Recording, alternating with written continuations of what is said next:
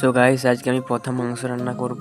প্রথমে গরম তেলে লঙ্কা আর তেজপাতা দিয়ে ভালো করে নাড়লাম, তারপর পেঁয়াজ দিয়ে ভালো করে নাড়লাম, এরপর রসুন আদা দিয়ে নেড়ে জল দিয়ে দিলাম, তারপর আবার ভালো করে নাড়লাম, এরপর মাংসটা দিয়ে দেবো। মাংসটা দিয়ে দিলাম, মাংসটা নেড়ে ঢাকা দিয়ে দেবো। ঢাকা দিয়ে দিয়েছি, কিছুক্ষণের জন্য থাকবে। তারপর আবার ঢাকাটা খুলে ভালো করে নাড়তে হবে যাতে না তলে বসে যায়, তার জন্য নাড়ার পরে জল দিতে হবে। জল দিয়ে ভালো করে নাড়লাম। নতুন নতুন রান্না করছি তাই পারছিলাম না, তো ঠাকুমা আমাকে দেখিয়ে দিচ্ছিল কেমন করে করতে হবে। তারপরে আবার ঢাকাটা দিয়ে দিতে হবে। ঢাকাটা খুলে ভালো করে নেড়ে তারপর আবার ঢাকাটা দিয়ে দিতে হবে যাতে মাংসটা সিদ্ধ হয়। তারপরে জল দিয়ে ভালো করে নাড়তে হবে।